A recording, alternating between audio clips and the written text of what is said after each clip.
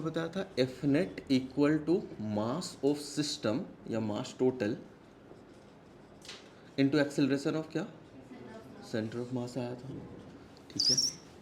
अच्छा, अगर if F net equal to zero, concept सबसे इंपॉर्टेंट पार्ट है, अगला 15 या 20 मिनट ये बात ध्यान रखना, ठीक है ना। अगर एफ नेट सिस्टम का एक्सटर्नल जीरो है तो मैं क्या बोल सकता हूँ एक्सेलरेशन सेंटर ऑफ मास के बारे में, जीरो आएगा। Acceleration of centre of mass equal to zero. अच्छा, acceleration of centre of mass equal to zero, क्या इसका मतलब ये है, स्टेटमेंट वाइज बताना, does that mean A1 equal to zero, A2 equal to zero, A3 equal to zero, ये बात सही है क्या, यस या नो? कोई है जो यस बोल रहा है? नहीं, क्योंकि देखो एक्सीलरेशन ऑफ सेंटर ऑफ मास की बात की गई है, तो भले ही ये जीरो हो, ये कुछ भी हो सकता है, ये भी कुछ वैल्यू ले सकता है, ये भी कुछ वैल्यू ले सकता है, ठीक है ना। मतलब अगर मेरे पास तीन पार्टिकल्स का एक सिस्टम है, M1 M2 M3, बाउंड्री बना दिए, बाउंड्री मतलब सिस्टम बना दिए, और सिस्टम के बाहर से अगर कोई फोर्स नहीं लग रहा है ना, तो मैं एक चीज तो बोलूंगा कि सेंटर ऑफ मास जो इनका लाई करेगा उसका कोई एक्सेलरेशन है नहीं, लेकिन मैं बोल सकता हूं कि M2 एक्सेलरेट कर रहा होगा, M3 एक्सेलरेट कर रहा होगा और M1 भी एक्सेलरेट कर सकता है, जरूरी नहीं है, ठीक है। तो क्यों एक्सेलरेट करेगा ये सब, इंटरनल फोर्सेस के कारण। जैसे शायद M1 M2 एक दूसरे को अट्रैक्ट कर रहा था, शायद M2 और M3 भी एक दूसरे को अट्रैक्ट कर रहा था, और ऐसा भी हो सकता है कि M1 M3 भी एक दूसरे को रिपेल कर रहा हो, ठीक है ना। तो और ये सब फोर्सेस क्या है, इंटरनल फोर्सेस, क्लियर है। तो ये है एक पर्सपेक्ट कि डज दैट मीन ये, तो इसके साथ फॉल्स लिख लेना, एक एक ट्रू फॉल्स स्टेटमेंट से ही प्रोसीड करते जाएंगे इसको। अच्छा, ये फर्स्ट पार्ट है। Second part, if F net on system equal to zero, does that mean kinetic energy of system is constant। थोड़ा टाइम लेके सोच के फिर आंसर देना। एक एग्जांपल ऐसे सोचो, जब भी ऐसे सोच रहे हैं ना, ये एक क्वेश्चन मिलेगा तुम्हें नेट एक्सटर्नल फोर्स जीरो, ऐसा समझो कि एक मास है यहाँ पे और अर्थ है, ठीक, कैपिटल मास है इनका, ठीक, सिस्टम बना लिए और इनको एकदम आइसोलेट कर दिया कि अर्थ है, अर्थ के ऊपर एक मास है, जैसे कि ये मार्कर है, ठीक, ये मार्कर और अर्थ को एक सिस्टम मान लो, बाउंड्री बना दो, बोलो कि सिस्टम से बाहर कोई फोर्स नहीं आ रहा है, मैंने ये मार्कर को जैसे छोड़ा, क्या होगा, इस मास का अर्थ की तरफ जाएगा, मतलब इसका इनिशियल काइनेटिक एनर्जी इनिशियल था जीरो, जैसे जैसे नीचे जा रहा है फिर क्या हो रहा है, ये भी इसको अट्रैक्ट कर रहा है, मतलब वेलोसिटी मिला, और ये भी इसको अट्रैक्ट कर रहा है, इसको भी एक वी डैश मिला, तो ले दे करके उनकी काइनेटिक एनर्जी तो बढ़ी, मतलब चेंज हुई। बट तुमने बोला था कि एक्सटर्नल फोर्स था नहीं, किसी ने वर्क किया नहीं, फिर इसको एनर्जी आई कहां से, काइनेटिक एनर्जी पहले जीरो थी, काइनेटिक एनर्जी बढ़ कैसे गई,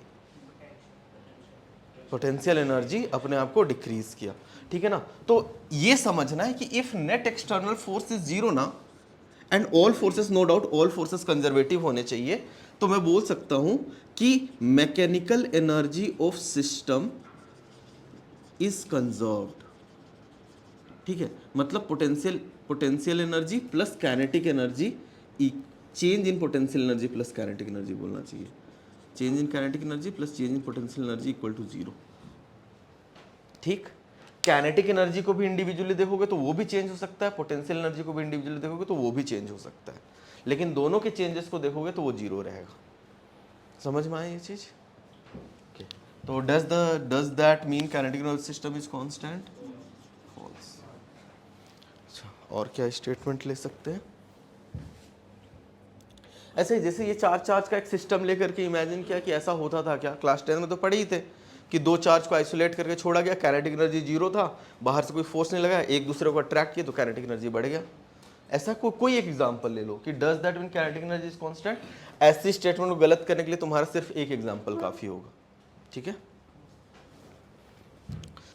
कि F net equal to 0, F net external equal to 0, मतलब ACOM इक्वल टू 0, साथ में लिखना A1 A2 A3 may be non zero, need not be non zero होना चाहिए।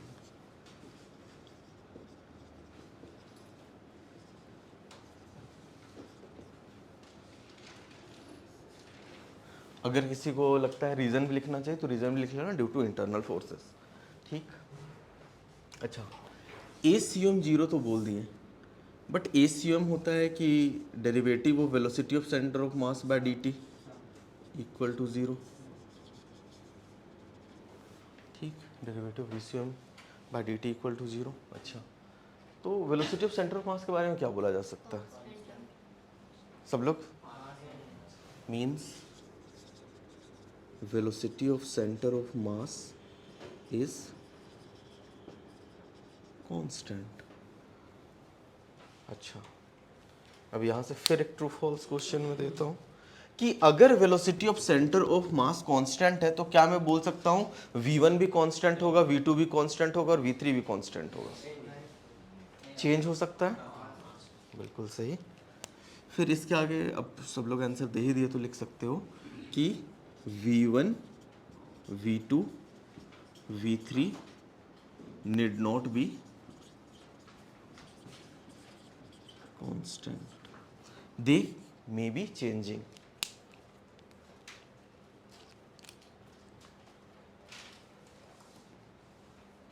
अब यही स्टेटमेंट जो VCOM इज कांस्टेंट है ना, इसी स्टेटमेंट से तुम्हारा मोमेंटम कंजर्वेशन का वो आ जाता है। तो VCOM इनिशियल लिखा जाए तो M1 V1 initial plus M2 V2 initial plus M3 V3 initial by M1 plus M2 plus M3। मतलब हमारे पास एक सिस्टम है जिसमें पार्टिकल को बोला गया है कि वो V1 V2 V3 से ऐसे मूव कर रही है, ये V1 से ऐसे मूव कर रहा होगा, ये V2 से इनिशियल से ऐसे मूव कर रहा है और ये V3 इनिशियल से ऐसे मूव कर रहा है, ठीक है ना।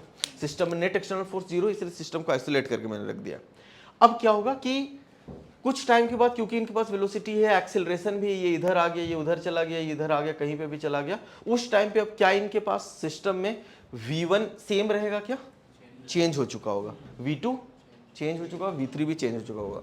तो फाइनल में जा करके मैं VCOM फाइनल में जा करके मैं लिखता हूं M1 V1F plus M2 V2F plus M3 V3F by M1 plus M2 plus M3, ठीक है। यह है इनिशियल और फाइनल सिचुएशन। लेकिन मुझे बोला गया था कि सिस्टम में अगर कोई नेट एक्सटर्नल फोर्स नहीं है तो VCOM सेम होना चाहिए, कांस्टेंट होना चाहिए। But since F net equal to 0, VCOM initial equal to VCOM final।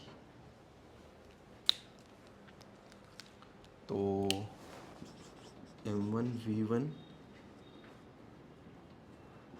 initial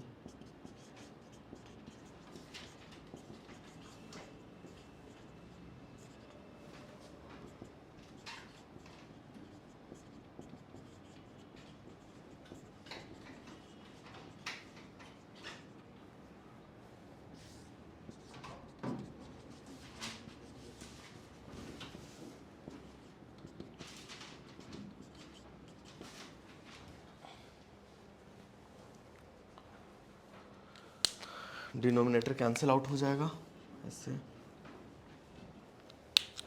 और ऊपर ये लिखा हुआ क्या है? M1 V1 plus M2 V2 plus M3 V3 initial stage में। तो मैं बोलूँगा total linear momentum of initial, total initial linear momentum equal to total final linear momentum, ठीक है ना। और this is law of conservation of momentum.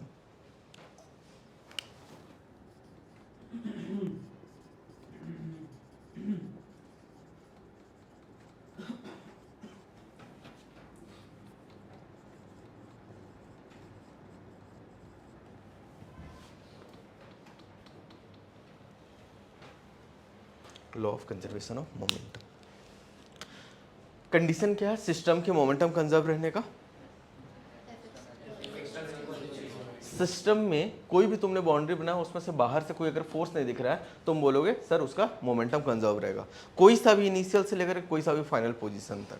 यहाँ पे अगर एक तीसरा भी सेकेंड फाइनल स्टेप रहता तो P initial equal to P final equal to P second final पूरा का पूरा कंजर्व रहता है, ठीक है ना।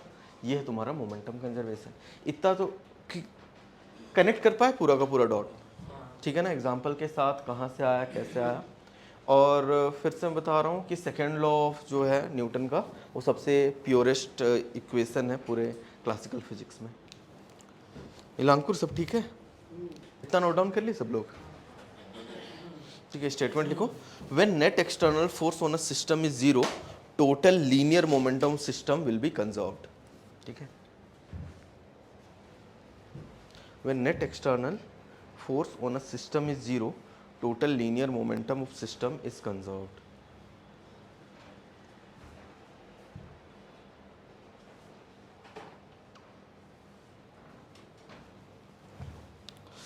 Okay. अच्छा, अब ट्रू एंड फॉल्स पे फिर आते हैं। थोड़ा सा एक काम करो, 2 मिनट का टाइम लो, जो मैंने इक्वेशन लिखा है स्टार्टिंग से लेकर अभी तक उसको एक बार गो थ्रू कर लो, क्योंकि अब क्वेश्चन देखते हैं। ट्रू फॉल्स रहेगा सारा का सारा, और इसको भी उनके साथ ही लिखना जो पिछला वाला कर रहे थे। If F net equal to zero, मतलब एफ नेट ऑन सिस्टम वो भी external equal to zero, centre of mass must be at rest, centre of mass must be at rest. Time लेके ट्रू और फॉल्स बोलना।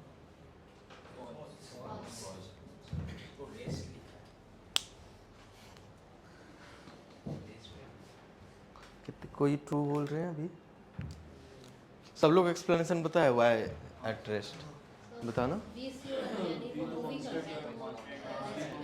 बिल्कुल सही, सब लोग का करेक्ट है कि अगर F net equal to zero तो N A C U M जो हो जाएगा वो जीरो हो जाएगा, मतलब V C U M is constant.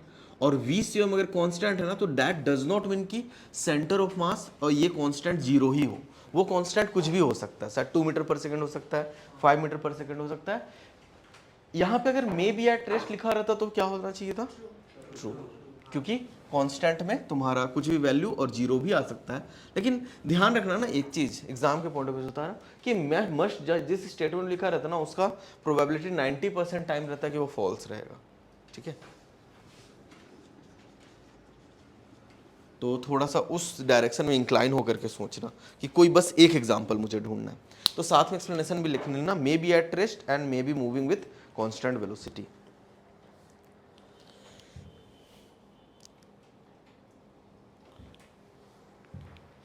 Okay, second,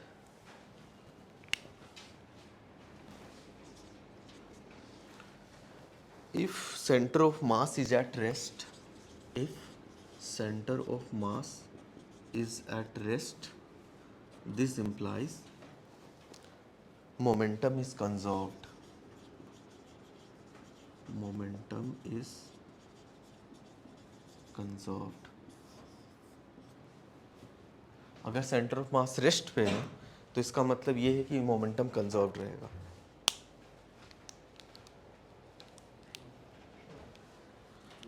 Ujjwal explain करो कैसे।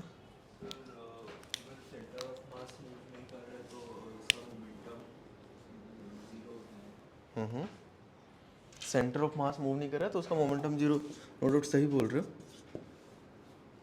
तो उससे सो व्हाट, हाँ वही ना, नहीं नहीं नहीं सही जा रहे थे उज्ज्वल, बोलते जाओ। देखो इसको ऐसे करते हैं, अगर सेंटर ऑफ मास रेस्ट पे है तो V C O M equal to zero, या फिर इसको बोल सकते हैं कांस्टेंट, मतलब acceleration centre of mass equal to zero, मतलब F net equal to zero. ठीक, और एफ नेट अगर जीरो है तो मोमेंटम तो कंजर्व होना ही पड़ेगा। क्लियर है ना? तो हेंस आंसर इज ट्रू। समझ में?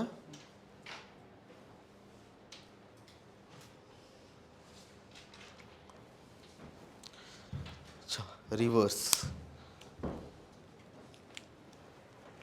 क्वेश्चन 3, जस्ट इसमें इक्वालिटी रिवर्स कर देते हैं। If momentum is conserved, this implies centre of mass at rest. पहला ही वाला है ये तो, नहीं सोच सोच के बताओ।